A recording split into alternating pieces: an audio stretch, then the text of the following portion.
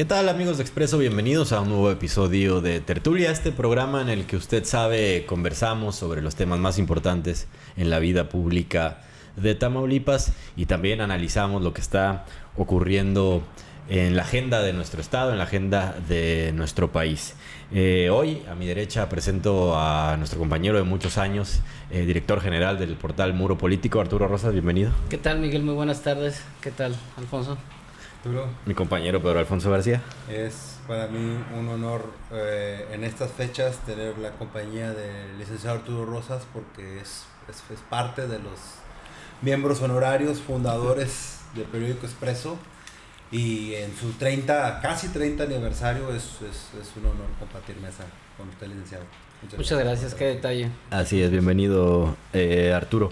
Bueno, como eres un periodista especializado eminentemente en lo político, pues nos gustaría un poco abordar cómo se están conformando las relaciones políticas, cómo se están agrupando las diferentes fuerzas, por no decir tribus, en el estado, de cara a algo que, disculpen el lugar común, parece lejano, pero ya no lo está tanto, que es la sucesión. Estamos en 2025, la nueva elección para la gubernatura sería dentro de 3 años, en el 28, pero desde mucho antes empezará este tema que ya le digo, de saber quiénes van a competir por una nueva administración en el gobierno del estado. Arturo, ¿por qué no nos ayuda a hacer un diagnóstico de cómo ves Tamaulipas en este momento a 3 años de ese punto? Sí, es interesante ver cómo los diferentes grupos políticos, particularmente los que están sentados o los que forman parte del partido en el gobierno, han comenzado a hacer una serie de estrategias, como buscando alianzas unos, buscando dar algunos golpes mediáticos también para hacerse presente, y otros más manteniendo una operación desde el centro del país. Es muy notable el hecho de que, por ejemplo, desde la ciudad de Reynosa, todos sabemos que la senadora Maki, que es senadora por el Partido Verde con cabecera en San Luis Potosí, tiene una estructura territorial en la frontera que ha servido también para su propio hijo, que es el presidente municipal de Reynosa, pero que hoy vemos, al menos desde aquí, y por las posiciones y discursos que tienen algunos integrantes de este grupo, que JR también se está de alguna manera, si no sumando, al menos sí está coincidiendo con algunas prácticas, ¿no? Y trabajos políticos al interior, manteniendo muy de cerca su relación en el Senado de la República con el coordinador de la bancada de Morena en la Ciudad de México, y quizás ahí siente él la plataforma también para buscar desde hoy, en un escenario donde llegara a ser hombre el candidato a gobernador. Yo creo que él está trabajando ese proyecto. Es evidente que estamos a mitad de este gobierno, pero los mismos grupos políticos de Morena se han encargado de estar trabajando con esas aspiraciones, y desde luego quizás no abiertamente, ¿no?, pero sí mandando señales de un activismo como lo hace Olga Sosa, por ejemplo. Es una bandera justificable la que hace de hacer jornadas informativas, pero no podemos hacer a un lado también a ese grupo político en el sur, donde creo que podría tener muchas simpatías con Erasmo, por ejemplo, no así con la alcaldesa de Tampico, que yo creo que sin duda su lealtad va a estar con el gobernador y con las tomas de decisiones que se hagan en su momento, ¿verdad? Las especulaciones van a surgir ahorita por el comportamiento que tienen estos grupos políticos. Lo vimos hace unos meses también en Nuevo Laredo con los Cantú Rosas, cómo a la primer movimiento y a la primer salida que tuvo Carmen Lilia Cantú Rosas, alcaldesa de Nuevo Laredo, y posteriormente muy cerquita de ella su hermano Carlos Cantú Rosas, provocaron una reacción en los grupos políticos que no pasaron por alto estar en la capital también y llamar la atención de los grupos políticos locales en Victoria para ponerlos en el escenario también a futuro, ¿no? Sí. Es evidente que Carlos siente que hay una deuda con él porque hizo mucho trabajo. Carmen Lilia también, después de lo que vimos en esta última elección por su reelección, cómo se enfrentó a los grupos externos de Morena, pero también a Morena, y logró sacar al final la elección. Ahora los resultados que ella está teniendo y las respuestas que le da al gobernador, me parece que son muy institucionales. Tiene un discurso muy, muy leal. Ella, creo, independientemente de que en algunos momentos Olga Sosa también cita al gobernador, no hay que pasar por alto las declaraciones cuando habla Carlos Cantú Rosas o lo hace Carmen Lilia. Creo que ellos son los que traen más acentuado ahí el trabajo de la institucionalidad, ¿sí? Y esto les puede dar a lo mejor una ventaja, ¿no? Sin pasar por alto que, bueno, Nuevo Laredo es un grupo político fuerte, pero lejano de la capital. Y esto... Sí, que pareciera uno sí. de sus principales... históricamente ha sido complicado para los grupos de Nuevo Laredo aspirar a la gubernatura, ¿no? Total. Y me parece que van a tener que esperar en su momento. Estos son los primeros movimientos que hacen los grupos políticos, se están conformando bajo los intereses de cada quien. Lo que veo también es una ligereza quizás en materia política, porque el gobierno, en todo caso desde la Secretaría General de Gobierno, no les ha impedido nada a nadie para poderse mover, incluso hasta señales dan de participar. Por ejemplo, el secretario general de Gobierno lo veíamos el fin de semana con Olga Sosa, ¿no? En una de las cabalgatas que hizo, no recuerdo, y si no me corrigen, creo que fue en Jiménez o en Abasolo, que en estos días estuvo por allá. Así que no ha habido alguna presión por parte del Estado para que en materia política puedan ajustar a esos grupos políticos, y mucho menos desde el partido, ¿no? O sea, Morena creo que desde el comité estatal está muy entretenido en ir engrosando su militancia, en mantener su campaña en busca de más militantes, cuando debería también de estar dando señales. Incluso es el partido que está en el gobierno y deberían de ser ellos desde el comité estatal los que tendrían que estar saliendo en defensa de las políticas del sistema, me parece, para también mandarle señales a los grupos políticos. Sí, claro. Y que no exista un desorden, ¿no? ¿Tú cómo lo ves, Pedro?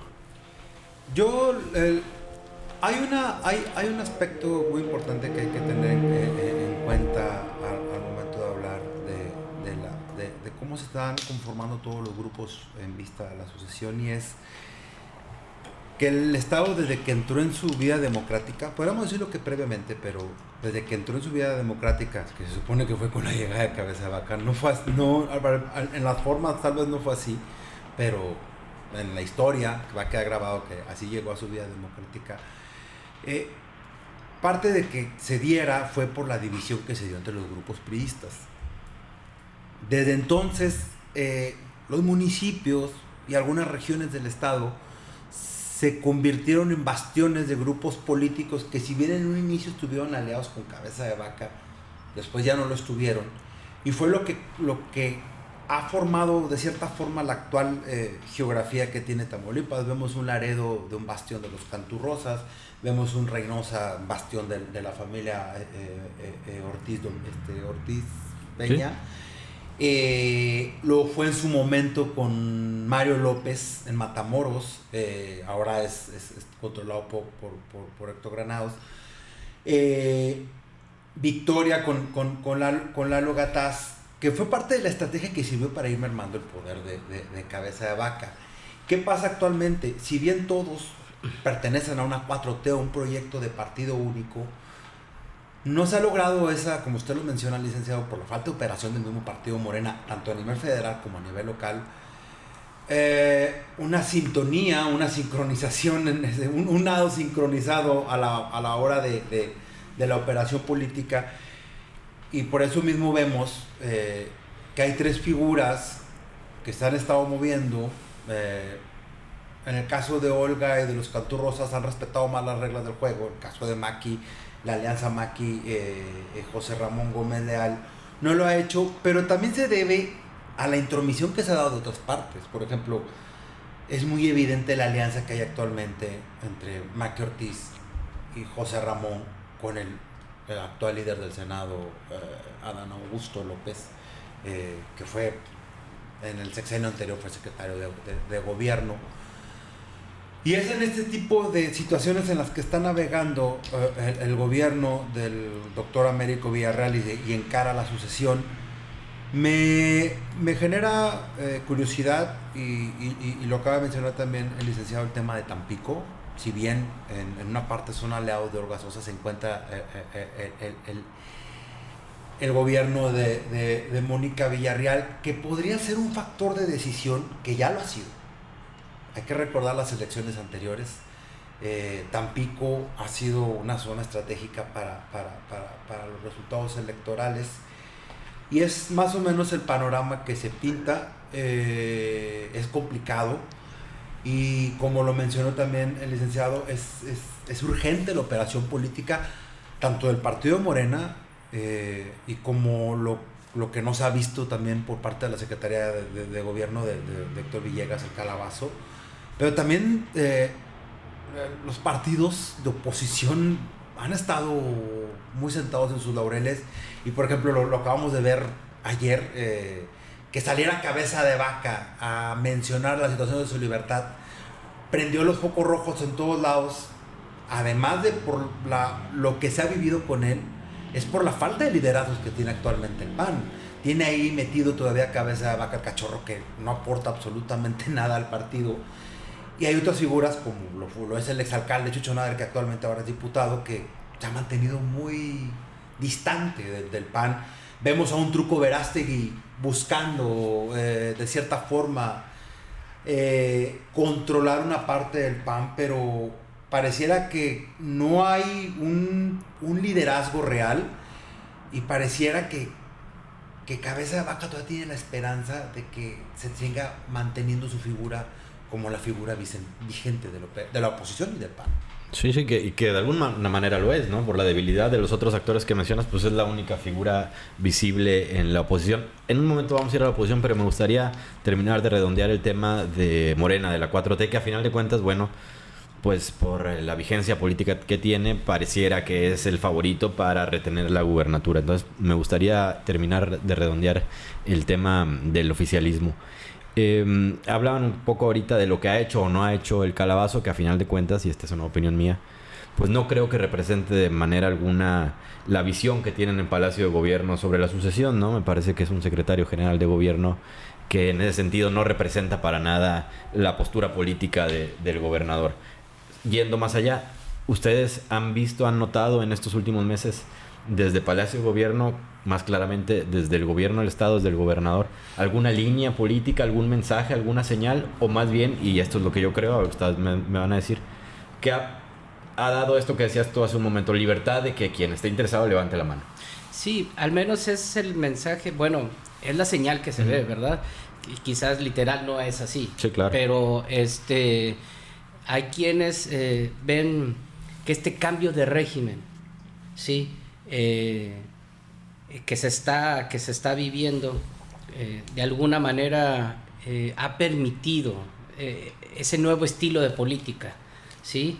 Hemos conocido en algunos aspectos al gobernador sobre el otorgar libertades, que no busca ser un gobernador que esté presionando, y creo que en los hechos así se está observando, ¿no? Sin embargo, me parece a mí que si es así el gobernador, entonces desde la Secretaría General pues necesitas tener un secretario general más enérgico, ¿no? Con mano dura, para poder abordar o poder solucionar los problemas políticos o los problemas internos que maneja su área de manera que le ayuden al gobernador. Sí, el gobernador trata de hacer un verdadero cambio, al menos es así como se observa, pero en las actuaciones de los grupos políticos que se están dando, y en especial aquellos que quedaron fuera o que quedaron de alguna manera lastimados, si me permites la palabra, quizás son los que pueden estar contaminando también. Mira, antes de pasar, por ejemplo, había figuras que estuvieron con papeles muy protagónicos en la elección de gobernador, como Manuel Muñoz. Uh-huh. Posteriormente, ahora en la elección para el Senado, Eugenio Hernández. Uh-huh. Y parece ser que son piezas que no están ya como que con mucha simpatía, ¿no? Y eso son elementos que van contaminando. En Reynosa, por ejemplo, se dejaron cuadros como Oscar Luber, cuando parecía que iba a quizás su grupo a estar en posiciones que políticamente le ayudaran a ser más fuerte. Sorpresa, o sea, no pasó eso, ¿no? Es verdad. Y hubo también otros grupos políticos en Victoria que quedaron rezagados, en Tampico, en Nuevo Laredo, y ellos son los que seguramente podrán estar conformando o uniéndose a los diferentes grupos políticos en Morena, sobre todo con las figuras que tengan más posibilidades de poder en su momento de llegar. A mí lo que sí me llama la atención es que debe de haber un jalón, un freno en este momento, para que el trabajo que luzca sea el del gobernador, no el de los grupos políticos. Y parte de la falta de no sé si decirlo, de operación o de operatividad política que se da desde la Secretaría de Gobierno, afecta de cierto modo en el aspiracionismo político que ya se está dando entre principalmente las figuras que hay, pero también entre los grupos políticos. Y yo creo que el caso más evidente es Victoria. Lo que ha pasado los últimos meses en el municipio, todos los conflictos que se han dado desde el interior, son una muestra de cómo hay grupos de poder paralelos a la 4T, incluso aliados, por ejemplo el caso del exgobernador Eugenio Hernández Flores, que su nombre solamente ya es un punto a consideración en muchos aspectos de la vida pública de Victoria, por el dominio que tiene de muchos aspectos, incluido el económico, y que de cierta forma va afectando directamente a la estabilidad política por los conflictos que se están dando entre grupos, que puede ser algo menor, que podemos mencionar en otros temas más complejos, como es el de seguridad pública, etc., que sí pueden ir creando fisuras en la gobernabilidad, pero también en la operatividad política, y que dé pie a que otros grupos sean los que se empiezan a beneficiar de esa falta de cobertura de espacios que pueden ser, como lo digo, área de oportunidad para otros.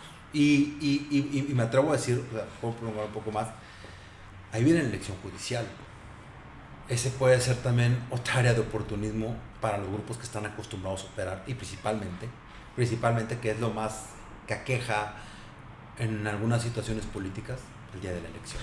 Pues de hecho no estamos contemplando esa parte también, porque independientemente de que forman parte de una elección judicial, sus figuras, sobre todo las más reconocidas, que simpatizan con la Cuarta T o con Morena, o que tienen esa relación laboral con el partido en el gobierno, pueden formar parte en algún momento no de un grupo político, crear ellos mismos un grupo político. La figura más visible ahí es Tania Contreras, ¿no? Que viene del consejo, perdón, de la asesora jurídica. Ajá. Y me parece que el estar inscrita como aspirante a la candidatura magistrada le da muchas posibilidades no solo por la formación, sino porque tiene mucha influencia al interior de Morena, junto con un grupo de abogados que están con ella alrededor también y que pueden llegar al Poder Judicial como magistrados y que van a ser una fuerza también importante al interior, ¿eh? ¿Pero los ves como con posibilidades políticas propiamente? Yo sí los veo con posibilidades políticas, sí. Por ejemplo, yo observo que la construcción y el poder que le están dando a Tania, por ejemplo, la puede llevar a poder exigir incluso posiciones, ¿eh? Si en un escenario donde ella no solamente gane como magistrada del Poder Judicial, sino que llegue a ser la presidenta del Poder Judicial, Miguel, a mí me parece que será una figura protagónica en los siguientes años en Tamaulipas. Y su mismo esposo también, o sea, ellos buscan tener ese poder, y creo que han estado buscando la posibilidad hoy de tener posiciones que los lleven a ir construyendo un grupo que haga fuerza o contrapeso contra, por ejemplo, en el grupo político de Victoria, ¿sí? O que le pese a los grupos políticos tener que sentarse con ella a abordar diferentes temas. Ellos van a ser un grupo también político fuerte, ¿eh? Y no muchos están observando. La pregunta es quién está cediéndole tanto poder también, ¿verdad? Hablábamos ya hablaba Pedro de cómo la oposición, si en Morena de repente pareciera que hay un letargo, pues en la oposición todavía mucho más. Me gustaría preguntarles primero, este grupo, esta alianza extraña que se está conformando en Reynosa, JR, Maqui y pareciera que Cabeza de Vaca, ¿dónde lo contemplamos? ¿En el oficialismo o en la oposición? El caso es que depende. A ver, el tema de Cabeza de Vaca con Maqui y con José Ramón, más allá de, al menos así pareciera en lo que se ve, es una alianza estratégica por la coyuntura familiar en la que se encuentra. Su hija es regidora en el gobierno de Carlos Peña. Evidentemente, dado los constantes fracasos que tuvo Cabeza de Vaca de poner a una persona sumamente cercana a él, sus hijas salieron al rescate, veremos cómo se van desenvolviendo, pero ya es una alianza de facto que se da por el futurismo político de la misma ciudad. Reynosa por sí misma, al igual que Nuevo Laredo, son ciudades sumamente estratégicas por todo lo que representan, principalmente en el aspecto económico. Pero me atrevo más a que la alianza Maqui-José Ramón es la presencia de Adán Augusto en el estado. Y la presencia de Cabeza de Vaca legitima esta misma acción porque, recordémoslo muy bien, en la fase final del gobierno de Cabeza de Vaca, uno de sus mayores aliados, hasta que él consideraba su amigo, era el senador Adán Augusto López, entonces secretario de gobierno. Es por eso que es una relación muy compleja, es una alianza muy compleja, y además la política reinocense tiene una naturaleza de que el oportunismo es eso, es oportunismo. Puede ser una alianza oportuna, después se pueden pelear, pero por el momento es un grupo que está agarrando fuerza, que está agarrando adeptos. Y por ejemplo, en el caso de Maqui, es evidente también la cercanía que tiene con los personajes que usted acaba de mencionar, con el exgobernador Eugenio Hernández Flores y con Manuel Muñoz, con la estructura del Partido Verde, que como usted también muy bien tuvo bien a atinar, puede ser una alternativa. Hasta el momento se mantienen como aliados oportunos de Morena, pero en cualquier momento pueden, o salirse de la alianza, o dos, emigrar a otro grupo político que se forme o que esté presente en ese momento. Pero me parece que en todo caso, si no los ubicamos como oposición, son adversos a las ideas del gobernador. Y eso, buscando los intereses, desde luego que Cabeza de Vaca preferiría estar apoyando a este grupo, a Maki, a JR, que Claro. digo, no abiertamente desde luego, ¿no? Pero no hay que olvidar las posiciones o las cartas con las que juega el exgobernador también.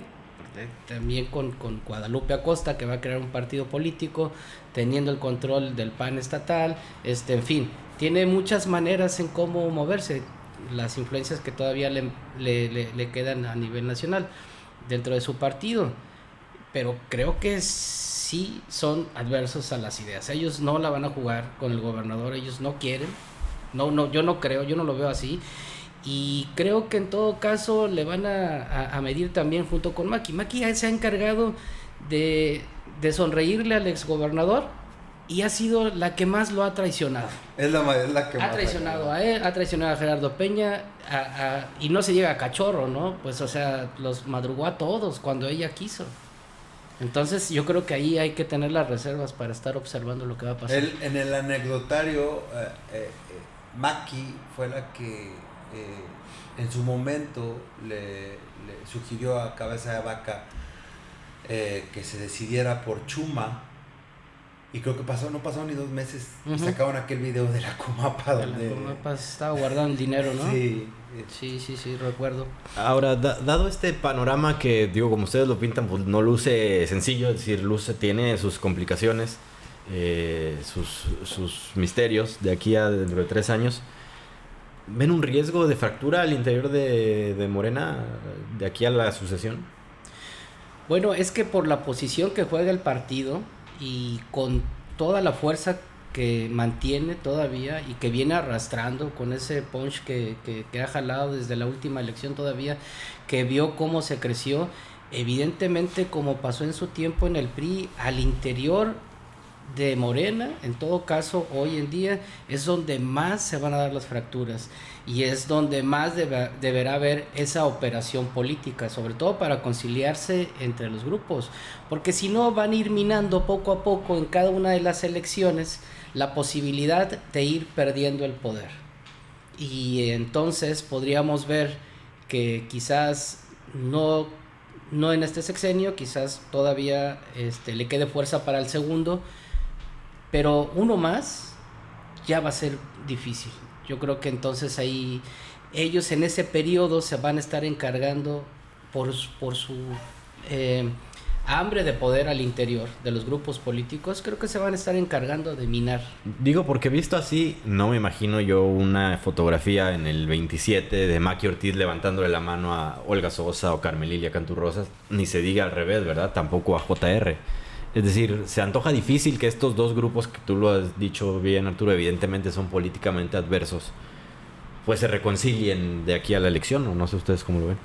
Yo me atrevo a hacer un paréntesis en esto. Hace falta el factor Claudia Sheinbaum. La película que traemos hasta el momento aún es de cómo era la forma de hacer política en la era Andrés Manuel López Obrador. Estos grupos que actualmente están vigentes surgen en la era de López Obrador. Muchas de las decisiones se dieron desde la cúpula del poder con el presidente Andrés Manuel López Obrador. Habrá que ver cómo se van comportando estos grupos en torno al gobierno de Claudia Sheinbaum, porque aunque Morena es de tómbolas, es de decisiones democráticas, no hay que descartar la influencia. Entre comillas, lo de democrático. Sí. Bueno, yo quiero ser optimista. No hay que descartar la fuerza de la decisión que va a tener la presidenta. Al final, la que tiene que decidir, al menos en las formas, es la presidenta Claudia Sheinbaum. Entonces, va a ser interesante ver cómo estos grupos o se fortalecen o expiran, claro, de acuerdo a las dinámicas que se dan más allá del Estado. Porque lo que se ve siguiendo esta línea, lo que se ve en el contexto nacional es que, pues evidentemente no hay un entendimiento real o claro entre Adán Augusto y Claudia Sheinbaum, más bien todo lo contrario, ¿no? Pareciera que son dos grupos también en pugna. Sí, porque Además, lo que hemos visto en los últimos meses nos da esas señales, ¿verdad? Yo creo que tiene razón Poncho. Yo creo que en su momento, hoy que hemos tratado de poner sobre la mesa el primer escenario, ¿no? Que todavía es impredecible lo que va a pasar.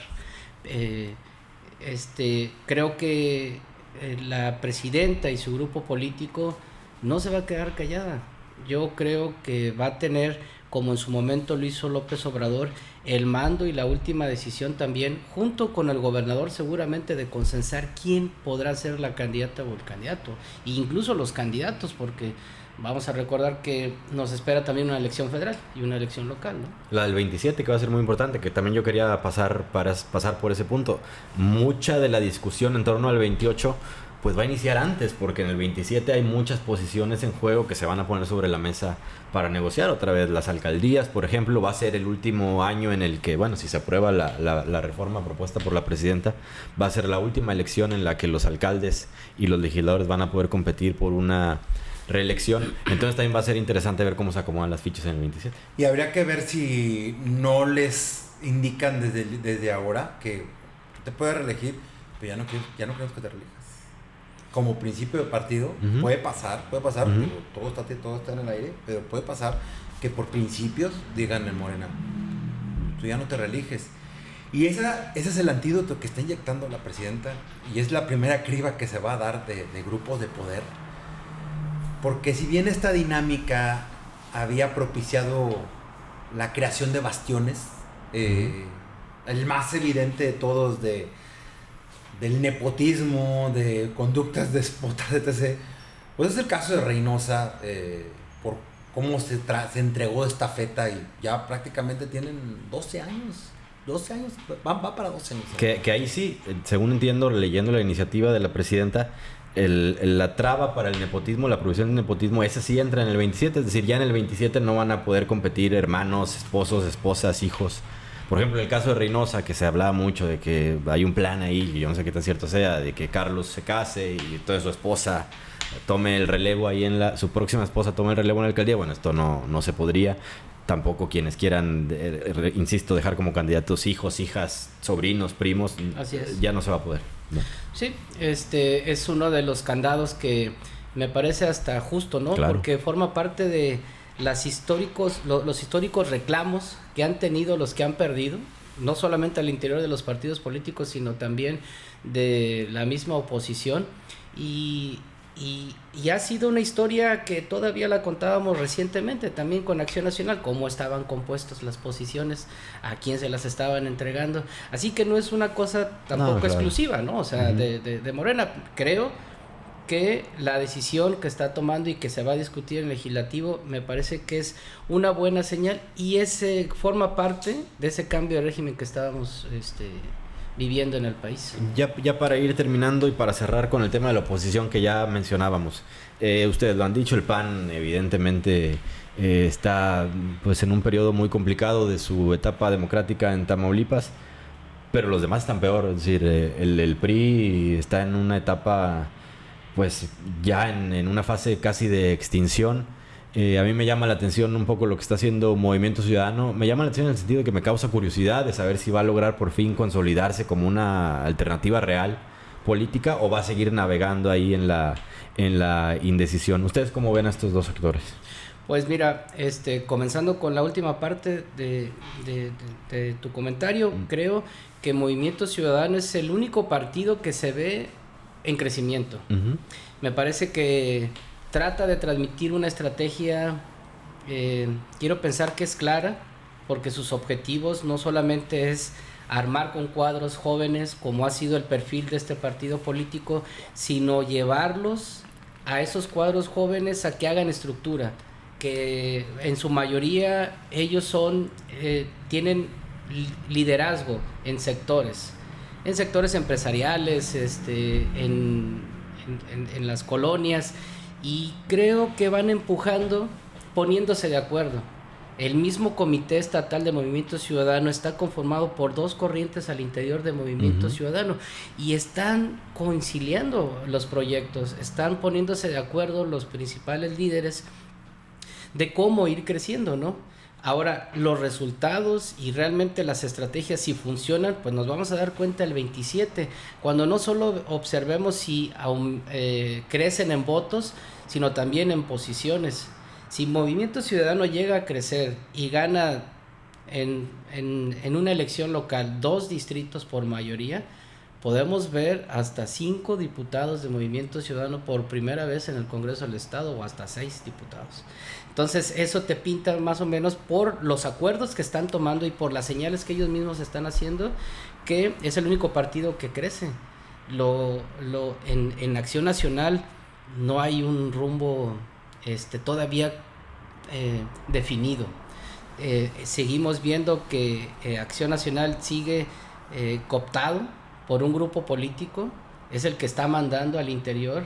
Desplazaron a muchos panistas, a muchos doctrinarios, definitivamente ya no regresaron, y yo creo que no tienen ganas de regresar, al menos al activismo, al dentro del partido, para formar parte de su movimiento. Y bueno, del PRI, pues yo creo que no hay mucho nada más que decir. Creo que en cada elección lo que va a pasar es que va a estar desapareciendo por estados, por entidades, hasta que finalmente llegue ya ¿su extinción? Su extinción, claro. ¿Tú cómo lo ves, Pedro? Movimiento Ciudadano es una área de oportunidad debido a la catástrofe que está viviendo el PRI principalmente, pero también a cómo los cabezas de vaca no han permitido que otros grupos se desenvuelvan o se desarrollen mejor dentro de Acción Nacional, y eso puede propiciar también una fuga. Pero también lo veo, también pasa dentro de la misma 4T. Toda esa red de compromisos que a veces se da en el reparto de puestos en el partido ha propiciado un ambiente que justifica su misma anarquía, porque no hay un punto de acuerdo, y las personas y grupos o personas que quieren contribuir para la causa de la 4T pues no son contempladas. El Partido Verde sí tiene una organización al menos circunstancial, pero la naturaleza de algunos de sus grupos también lo hace muy volátil, porque hay que comprender la naturaleza del Partido Verde. El Partido Verde sí se ha mantenido vigente, pero es la covacha, o no sé cómo decirlo, el cobijo, la sombrita que le da a algunos partidos, aunque sea muy pequeña, pero esa ha sido su forma de operar desde hace muchas décadas, y lo va a seguir haciendo, solamente que ha tenido circunstancias, se le han presentado circunstancias que le han permitido llegar al poder, como pasó con el Güero Velasco en Chiapas, como pasó con Gallardo allá en San Luis Potosí, y eso puede ser lo que propicie que pase una situación aquí en Tamaulipas que los pueda tal vez beneficiar, que sean tanto los divisionismos que se hagan, que lo capitalece ya sea el Verde, porque Movimiento Ciudadano sí es un partido que va en ascenso, va creciendo, pero mantiene unas reglas del juego un poco más establecidas que el Verde. El Verde parecía que a veces hay un cruce de oportunismos, y eso le permite crecer, pero también lo permite lo hace igual de volátil. Ya nada más yo agregaría ahí para cerrar este punto, y bueno, ya ir terminando el programa. No perder atención a este partido que mencionabas, que está en fase de creación, el que están impulsando quienes integraban este Frente Cívico Nacional, me parece que se llamaba su organización. Porque ahí están muchos de sus principales promotores son gente muy cercana a Cabeza de Vaca, ¿no? Empezando por Guadalupe Acosta, Fernando Belaunzarán, el ex senador defensor de derechos humanos, cuyo apellido ahora se me olvida, que también estuvo muy cercano, que también es muy cercano a Cabeza de Vaca. No descartemos que en el 27 o en el 28 sea un espacio para dar entrada, por ejemplo, a gente cercana a Cabeza de Vaca en Tamaulipas. Ese sería mi comentario. ¿Algo para cerrar, Arturo? Sí, bueno, creo que la siguiente fase será esa. La estrategia de la clase política que tendrán en los nuevos partidos políticos la posibilidad de introducir a sus militantes o bueno, a los integrantes de sus grupos políticos que no tengan cabida en aquellos como Acción Nacional, por ejemplo, pero que los puedas llevar al Frente Cívico, donde siguen tratando de seducir a Xóchitl Gálvez para que también tenga una bandera ahí, ¿no? Pero también está Verástegui, también con un grupo, un partido mucho de ultraderecha en todo caso, me parece a mí que trae muchos... Abiertamente, sí, abiertamente de ultraderecha. Y creo que también formará parte de ese nicho donde se puedan refugiar otros políticos. Digo, siempre y cuando cumplan con todos los requisitos y el INE los llegue a avalar, ¿no? Que no ha sido fácil, hemos visto ya muchos intentos de partidos que han fracasado. Bueno, imagínate, el más polémico fue el de Felipe Calderón, ni más ni menos. Que fue muy debatible, estuvo en los medios constantemente hablando de qué iba a pasar si no conseguía las firmas, y resulta que legalmente, o sea, no se encontraron elementos para poder darle el registro a su partido político, ¿no? Sobre el tema de cabeza de vaca o cualquier figura similar, es pertinente tener en cuenta, reflexionando sobre la vida pública, sobre cómo cómo se han convertido, cómo se han vuelto tan volátiles y convulsos los tiempos políticos. Lo vemos en muchas partes del mundo. Nadie hubiese imaginado que después de la atrocidad sanitaria que cometió Donald Trump, que eso fue lo que provocó su caída como gobernador, como presidente de Estados Unidos, por todos los errores cometidos en la pandemia. Se redimió de sus errores y regresó pese a todas las embestidas legales. Yo el caso de cabeza de vaca lo veo muy similar, y hay muchos casos en el mundo. Vemos figuras como la de Javier Milei, por ejemplo, allá en Argentina, que no le ha ido tan bien, pero ahí está su discurso. Pues menos y genera ahora. simpatías. Tiene fans en México, por ejemplo. Sí. El posible regreso de Jair Bolsonaro a Brasil. No hay que descartar que una figura, por más polémica que sea y por más violenta en las formas políticas como lo fue Cabeza de Vaca, pueda ser rentable en un futuro, y todo va a depender de la estabilidad institucional del partido que se encuentra en el poder, que en este caso actualmente es Morena, y aquí Tamaulipas es también Morena. Y habrá que ver las circunstancias en las que Morena llega al 27 y después al 28. Compañeros, muchas gracias. Arturo, muchas gracias por venir. Miguel, un gusto saludarlos y un gusto saludar al equipo de Expreso siempre. Ojalá nos veamos pronto. Claro que sí. Pedro, gracias. Un gusto, licenciado, y esperemos tenerlo nuevamente aquí en Tertulia. Y gracias a ustedes, como siempre, por su atención. Nos vemos en la próxima.